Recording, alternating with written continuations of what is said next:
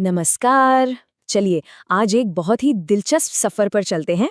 अपने मन की भीतरी दुनिया में हम एक प्राचीन ग्रंथ की मदद से ये समझने की कोशिश करेंगे कि हमारे विचार और हमारी भावनाएं आखिर काम कैसे करती हैं और उन्हें एक सही दिशा कैसे दी जा सकती है।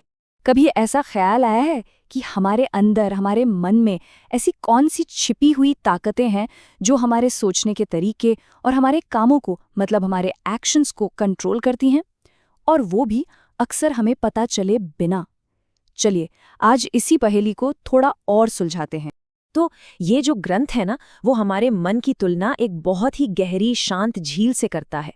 अब जरा सोचकर देखिए, हमारी जिंदगी के सारे तजुर्बे, सारे ख्याल, अच्छे बुरे काम, सब कुछ धीरे धीरे उस झील की तली में बैठता जा रहा है, बिल्कुल वैसे ही जैसे मिट्टी या रेत जम जाती है। इन्हीं गहरे दबे हुए छापों को या इम्प्रेशंस को संस्कार कहा गया है। ये असल में हमारे मन में पड़े हुए बीजों की तरह हैं, जो बस सो रहे हैं, और फिर जैसे ही उन्हें सही माहौल मिलता है ना, कोई ट्रिगर मिलता है, तो ये बीज अचानक से उगाते हैं और हमारे सोचने के तरीके और हमारे बर्ताव पर असर डालते हैं। और शायद यही वजह है कि कभी-कभी हम खुद सोचते रह जाते हैं कि अरे, मैंने ये क्यों कर दिया। तो सवाल ये उठता है कि इन गहरी आदतों को, इन संस्कारों को बदला कैसे जाए। तो इसके लिए ये ग्रंथ ओंकार के अभ्यास का रास्ता दिखाता है। और ये सिर्फ ओम का जाप करना नहीं है, बल्कि उसके गहरे अर्थ पर, उसके मतलब पर ध्यान लगाना है। ये मन की जो बेचैन लहरें हैं ना, उन्हें शांत करने की एक बहुत ही पावरफुल टेक्निक। और देखिए, यहाँ सबसे ज़रूरी बात यही है कि ये कोई मैकेनिकल काम नहीं है, कोई रटना नहीं है। आवाज़ के साथ साथ उसके पीछे जो गहरा मतलब छिपा है, उस पर भी पूरा ध्यान देना होगा। तभी तभी इसका हमारे मन पर एक गहरा और पॉजिटिव असर देखने को मिलता है। जब इस अभ्यास को पूरी लगन से लगातार किया जाता है, तो एक चीज हासिल होती है जिसे कहते हैं अंतर्दृष्टि। इसे आप एक तरह की अंदरूनी रोशनी समझ सकते हैं, एक इनर विजन। इससे होता क्या है, मन शांत होने लगता है और हम खुद को, अपने मन को ज्यादा बेहतर तरीके से समझ पाते हैं।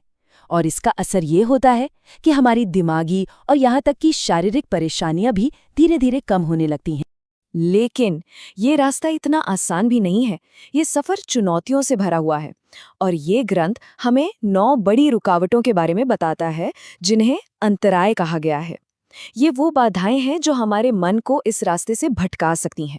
और सच तो ये है कि इस रास्ते पर चलने वाले लगभग हर किसी को इन चुनौतियों का सामना करना ही पड़ता है। तो चलिए, अब एक एक करके इन 9 बाधाओं को समझते हैं। इन्हें जानना इसलिए जरूरी है ताकि हम इन्हें पहचान सकें और इनसे निपटने के लिए हम पहले से तैयार रहें। तो लिस्ट में सबसे पहली और शायद सबसे आम बाधा है व्याधि, यानी कोई शारीरिक बीमारी। और ये तो हम सब जानते ही हैं कि जब शरीर ठीक न हो, जब तबीयत खराब हो, तो किसी भी चीज पर ध्यान लगाना कितना मुश्किल हो जाता है। सच तो ये है कि एक हेल्दी शरीर ही इस भीतरी यात्रा के लिए पहली जरूरत है। दूसरी बाधा है ध्यान। इसका मतलब है मानसिक जड़ता, या कह लीजिए मेंटल लेजीनेस। ये वो वाली फीलिंग है जब कुछ भी करने का मन नहीं करता, दिमाग एकदम भारी भारी लगता है और बस यही दिल करता है कि कोई भी मेहनत का काम न करना पड़े। फिर आता है संशय, यानी डाउट या शक। और ये एक बहुत बड़ी रुकावट है सच में। जब मन में ये सवाल उठने लगते हैं ना कि क्या ये रास्ता सही भी है, क्या मैं ये कर भी पाऊंगा, तो ये शक धीरे धीरे हमारे कॉन्फिडेंस को खत्म कर देता है और हमें आगे बढ़ने ही नहीं देता। चौथी रुकावट है प्रमाद, जिसका मतलब है लापरवाही या केयरलेसनेस। इसको ऐसे समझिए कि आप गाड़ी तो चला रहे हैं, पर ध्यान सड़क पर है ही नहीं। आप अपना अभ्यास करने तो बैठे हैं, पर मन कहीं और ही भटक रहा है। ऐसे में उस काम का कोई फायदा नहीं होता।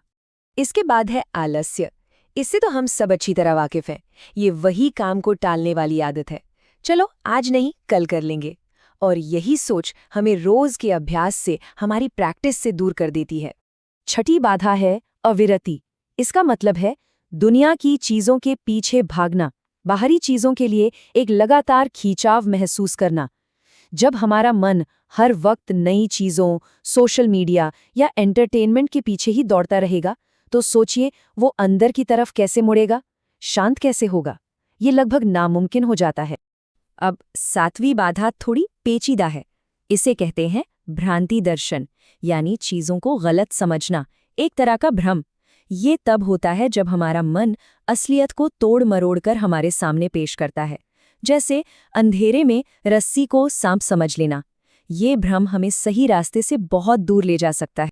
8वीं बाधा है अलब्ध भूमिकत्व। ये सुनने में थोड़ा मुश्किल लग सकता है, पर इसका मतलब बहुत सीधा है।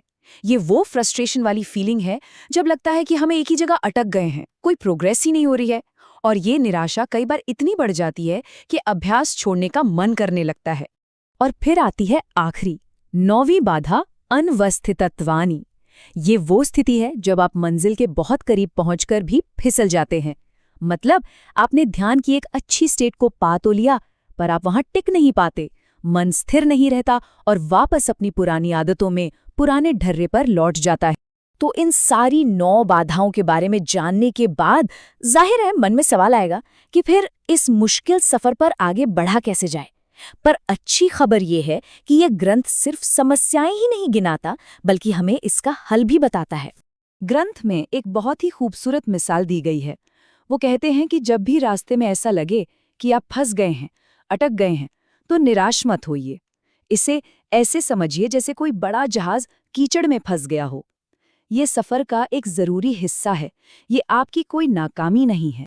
तो यहाँ सबसे जरूरी बात जो समझने की है वो ये है कि ये सफर कोई सीधी सपाट सड़क नहीं है। इसमें उतार चढ़ाव आएंगे, अच्छे दिन भी होंगे और मुश्किल दिन भी। कभी ऐसा लगेगा कि अरे वाह कितनी तरक्की कर ली, और कभी ऐसा भी लगेगा कि वापस वहीं आ गए जहां से शुरू किया था। और ये दोनों ही चीजें इस यात्रा का एक नॉर्मल हिस्सा है। और ये सारी बातें हमें एक आखिरी और बहुत जरूरी सवाल पर लाके छोड़ती हैं। जब हमें ये पता ही है कि ये बाधाएं, ये मुश्किलें तो आएंगी ही, तो क्यों ना हम इन्हें देखने का अपना नजरिया ही बदल डालें। क्या पता ये रुकावटें हमारी नाकामी का सबूत न हो, बल्कि हमारे सफर के वो मील के पत्थर हों जो हमें सब्र और हिम्मत सिखाने के लिए ही आते हैं।